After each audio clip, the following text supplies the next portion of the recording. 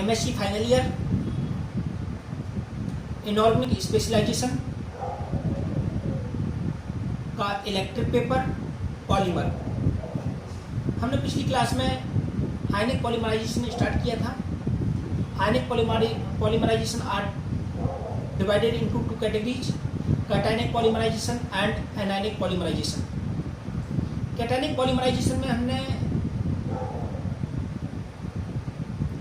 जो मैकेनिज्म देखी थी वो 3 पार्ट्स में डिवाइडेड थी: initiation step, propagation step and termination step.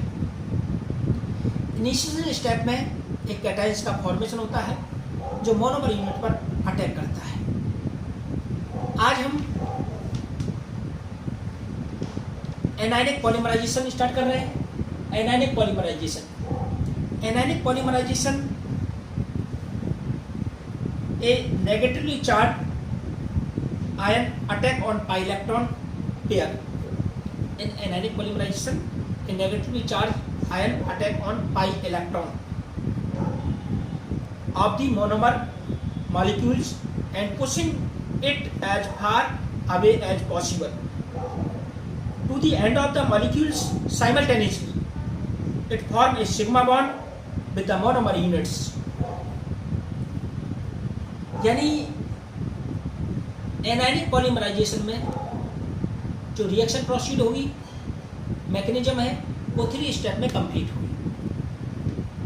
3 step में कंप्लीट होती है। वही पहली स्टेप प्रोपेगेशन स्टेप, वो पहली स्टेप इनिशिएशन स्टेप, दूसरी प्रोपेगेशन स्टेप और third is termination step. First is initiation step.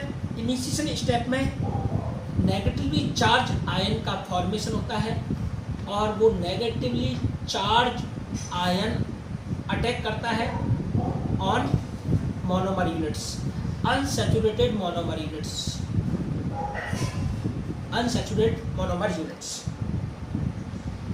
इस स्टेप में इनिशिएटर के रूप में हम ऑर्गेनो अल्कली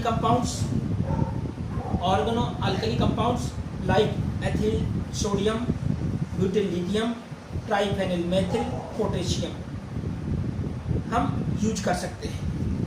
देखो बच्चों, इसकी मैकेनिज्म ऑफ एनायनिक पॉलीमराइजेशन। इसकी जो फर्स्ट स्टेप है, पहली स्टेप है initiation step.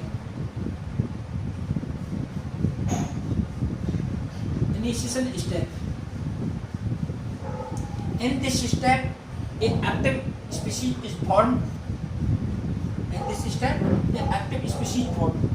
Like sodamide, NaNH2 dissociate Na plus and NH2 minus. NH2 minus attack on monomer units.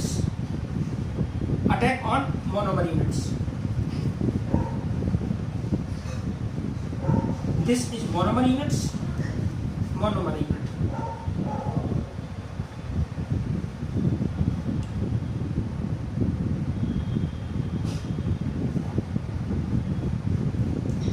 ये अपनी तरफ इस पाई इलेक्ट्रॉन डेंसिटी को अट्रैक्ट करती है और ये पाई इलेक्ट्रॉन डेंसिटी यहाँ पर ऐड हो जाती है। देखिए इस तरीके से NH2 CH2 CH नेगेटिव और Cl, ये एक कार्ब एनायन का फॉर्मेशन होता है बच्चों। कार्ब एनायन यानी कार्बन पर negative charge, carb anion. Second step is propagation step.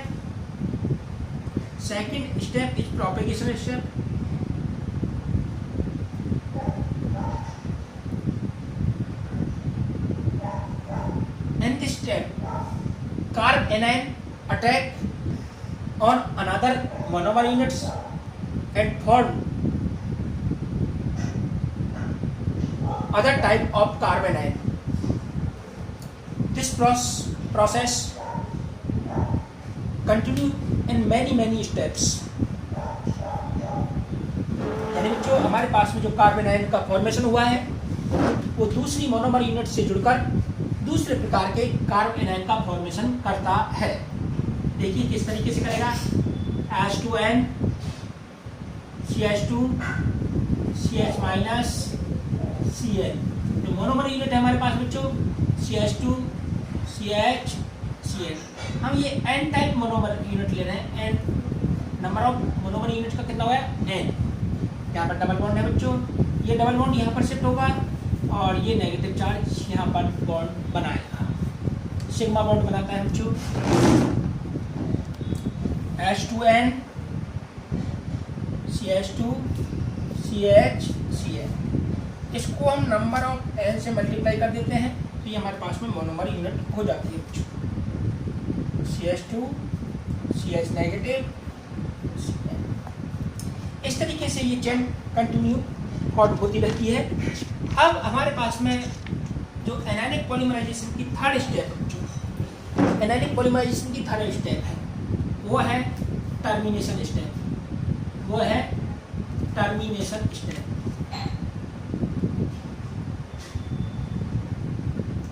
Termination step में जो एनायन है वो न्यूट्रलाइज हो जाता है किसी मॉलिक्यूल्स का अब्जॉर्प्शन करके। Termination does not take place by itself and the living chain are made to terminate. हम इसमें अमोनिया ऐड करेंगे बच्चों, जो स्पीशीज हमारे पास में बनी हुई है उसमें हम अमोनिया ऐड करते हैं जिसका वो प्रोटॉन अब्जॉर्ब करके रिएक्शन को टर्मिनेट कर देता है। यानी H2N CH2 CH Cl, इस तरीके का पॉलीमर है बच्चों ये। CH2 CH negative charge Cl, ammonia add किया बच्चों NH3। इस NH3 का H ये एब्जॉर्ब कर लेता है और NH2 माइनस रिलीज कर देता है। H2N CH2 CH Cl and CH2 CH2 Cl plus NH2 minus. जो NH2 माइनस एंटर हो रहा था वो वापस से निकल जाता है और इस तरीके से हमको एक पॉलीमर के रूप में लार्ज मॉलिक्यूल प्राप्त होता है। पॉलीमर के रूप में लार्ज मॉलिक्यूल प्राप्त होता है। हाँ, in termination process some strong ion substance are added to deliberately. In ionic polymerization, termination is not usually a spontaneous process. If substance are not added, the reaction proceeds till all the monomer molecule is consumed. Thus, it is not more monomer, it left for polymerization. The carbon ends at the chain ends remains active, which may initiate the polymerization. When a fresh molecule is added, studies have shown that by adding a fresh quantity of monomers, the anionic polymerization can be restricted even after peak. The polymer formed by this monomer are called living polymer and such techniques known as living polymerization techniques. Living polymerization techniques. इसके बाद में बच्चों हमारे पास में तीसरा जो polymerisation का type है कोऑर्डिनेशन पॉलीमराइजेशन। तीसरा जो पॉलीमराइजेशन का टाइप है बच्चों कोऑर्डिनेशन पॉलीमराइजेशन। ये आयनिक हो गया था बच्चों, कैटायनिक और एनायनिक पॉलीमराइजेशन। अब ले रहे हैं third is coordination polymerisation. Third is coordination polymerisation. Third is coordination polymerisation. Third है बच्चों coordination polymerisation. Coordination polymerisation.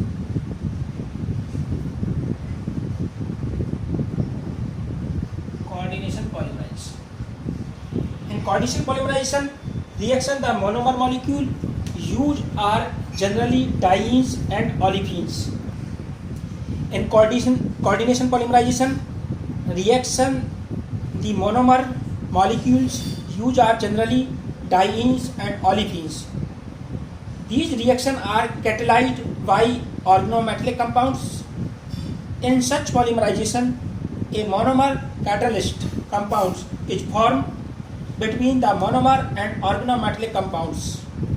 A coordination bond is used between a carbon atom of the monomer and the metal atom of the catalyst. Thus, formation of monomer catalyst complex take place. Now, we discuss reaction mechanism of coordination polymerization. Reaction mechanism.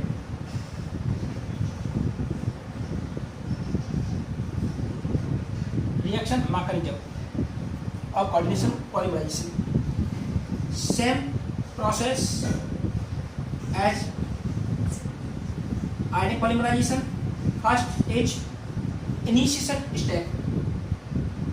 First is initiation step. In this step, the active species form.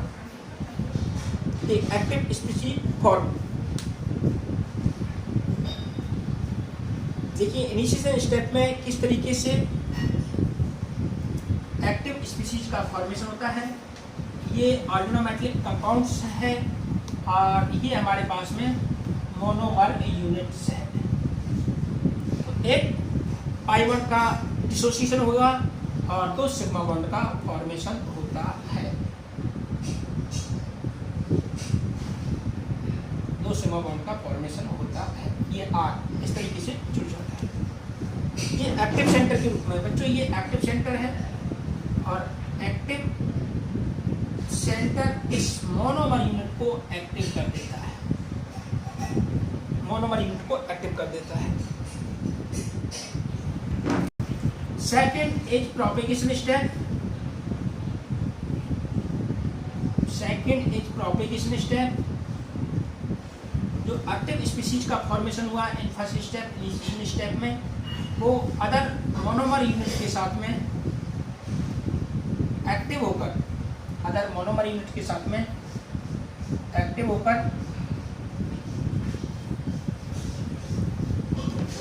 Large active species का formation करती है।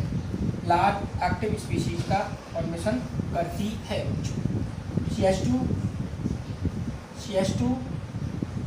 CHX CH2 CHX इस तरीके से large molecule का formation करती है। Third is termination step. Third is termination step.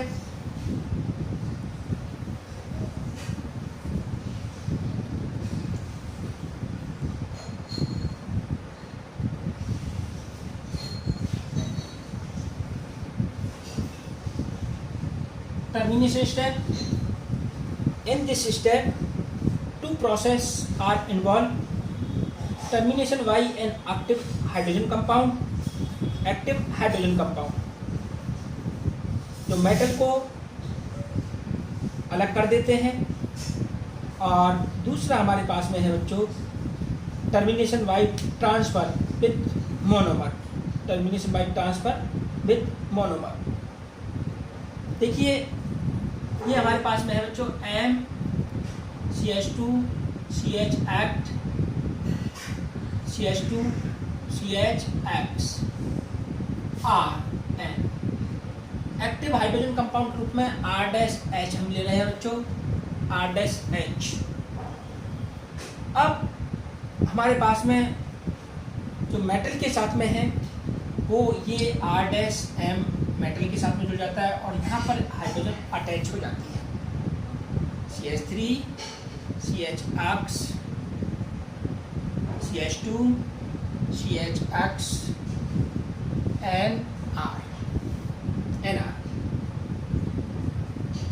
ये है termination by an active hydrogen compound.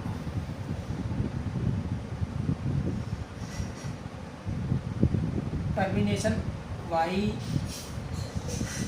N active hydrogen